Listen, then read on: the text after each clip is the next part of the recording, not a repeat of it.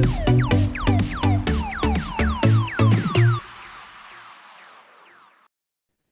and welcome to Aussievision. My name's Liv and I'm joined here today with Kyle, and we're here to talk about Käärijä and Cha-Cha-Cha for Finland at Eurovision 2023.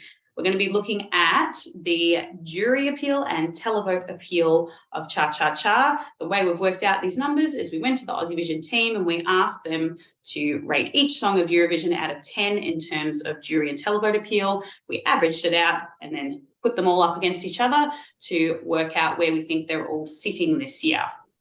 First of all, we're going to start off with the public vote. How do we think Käärijä will do in semi-final one? The Aussievision team has given Cha-Cha-Cha a whopping 9.63 out of 10 in terms of televote appeal, which also puts Käärijä in first place in the semi-final according to the Aussievision team. Kyle, what do you think of that? That makes me very happy being a Cha-Cha-Cha fan, but it also does not surprise me, Liv. This song, and we said it in our UMK wrap, a couple of weeks ago, its appeal is just incredible. I remember coming just before we did this today, I was watching a little video about, watching Käärijä getting introduced on the stage in Madrid at one of the pre-parties. The whole crowd was going absolutely nuts to his song, and he even broke into the dance routine and took his shirt off to send them crazy. That's how mental people are going for Käärijä and how much appeal this song has. I mean, I said in our video a few weeks ago that I think it could win televote in the semi-final. I'm glad to know that a lot of people also probably agree with me on this. Yeah, I'm completely with the team on this. I think this is going to be winning the televote semi-final one. He is also closing out the show, which is a really fantastic spot to be in. Go off with a bang. Absolutely take it, King. And then this song is something that I think down the lens, you can't underestimate when the crowd's going absolutely bananas, how crazy amazing that looks down the lens and can translate to people who are voting through a TV screen. So I could definitely see this doing so well in the semi-final, and then looking forward to the grand final, assuming that he's going to be there, which, I put my house mortgage on it. I would put my house on it too. I think anyone could. We're not gamble responsibly. Gamble responsibly. Assuming that Käärijä is making the grand final, which of course he is, how do you think his televote will go amongst everybody else? Look, Liv, I can see the success of the semi-final with him.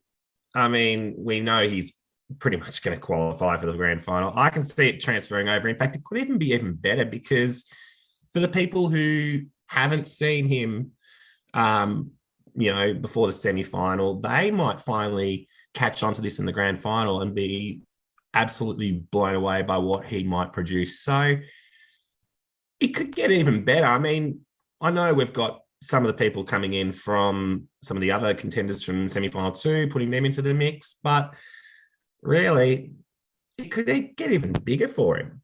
Like, I think he's just gonna, again, like I won't put my money on him being the winner of the televote in the grand final just yet, but I'd say he's definitely really up there. Yeah, I'm kind of inclined to disagree, because a semi-final audience is a little bit more, I don't know how to describe it. They seem to have more of a taste for things that are a little bit different and aren't quite as predictable. Whereas when you go to a grand final, that's when you kind of chuck in all the mums, the dads, the grannies. Like, it's a much more diverse group of people who watch the grand final. And I'm kind of worried that they might want something more like a Queen of Kings, which is, this sort of classic Scandi pop that kind of washes over everyone very nicely, and could do something like a Spirit in the Sky and come out of nowhere and maybe win, whereas Cha-Cha-Cha might be just too polarizing for certain people to really get behind it. I truly hope it does win the televote, because I think it honestly is the most worthy winner on paper going into this final.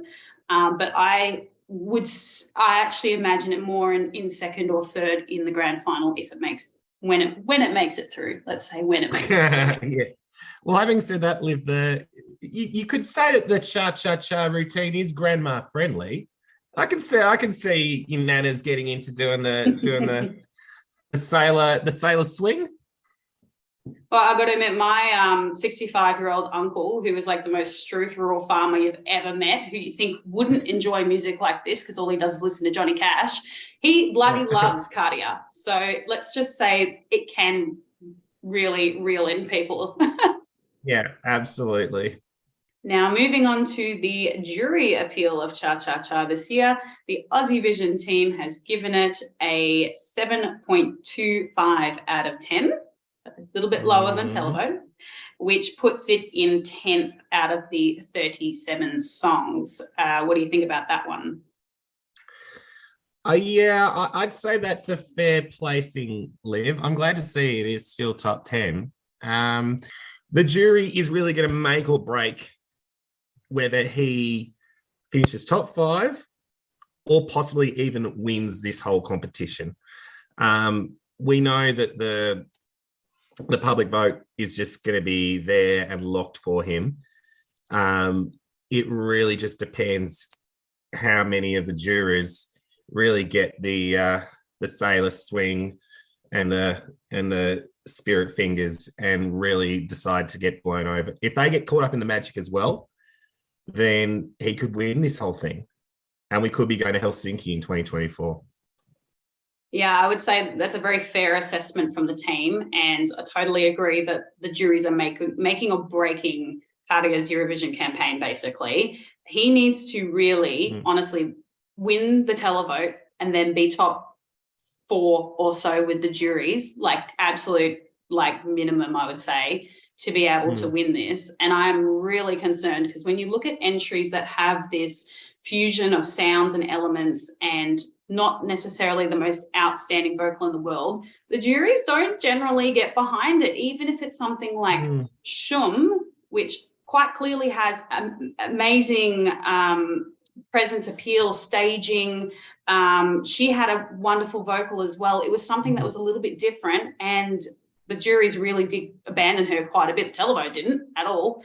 But I am considerably concerned about Käärijä's jury score. I hope they are quite forgiving, but when you look at their track record, there are so many other songs this year that I can understand why a jury member would have it higher. So I think 10th is a very fair assessment. All right, moving on to how do we think Käärijä will do in the grand final overall, televote juries, the full works against everybody. Do you think he can win this? I do, Liv. I hope he does. I think you and I both hope he does.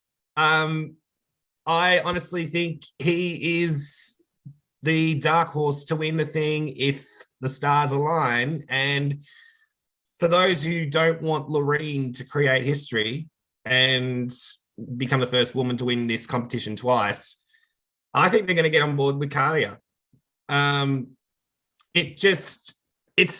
We've said before how infectious a song it is, how much of an awesome bloke he is.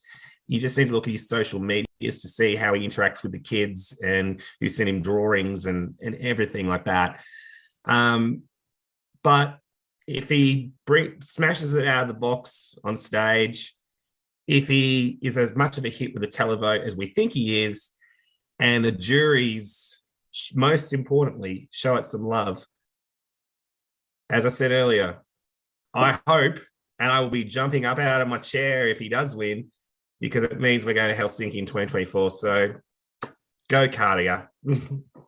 All right, well, let's pitch worst case. Let's say the staging is a flop, something, things don't all quite go and get the momentum that we hope for this. What do you think's the lowest that this could go?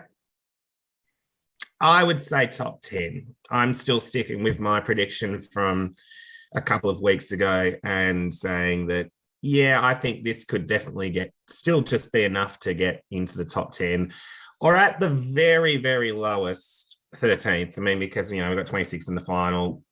It's destined for the top half of the scoreboard. Let's just say that. Yeah. And No, I think I'm saying, yeah, I think totally it'd be a real agree. shock if it doesn't. Yeah, even on a really bad day, this for me, I don't think can finish below maybe seventh or sixth, honestly. On a really good day, if the juries are generous, I do think Käärijä can win. Although I would say if I had to put bets on right now, I do think he probably will get maybe runner-up at Eurovision this year. I do hope he does well, though, because this is the Aussievision televote winner. It did come first out of all 37 songs. So this is clearly something that we think could do very, very well. All right. So that's how the Aussievision team thinks Käärijä will do with the juries and the televote. Do you agree? Tell us in the comments. I hope you enjoyed the video. Thank you so much for your time today, Kyle, and have a good weekend. Bye. See you, everyone. Go Käärijä.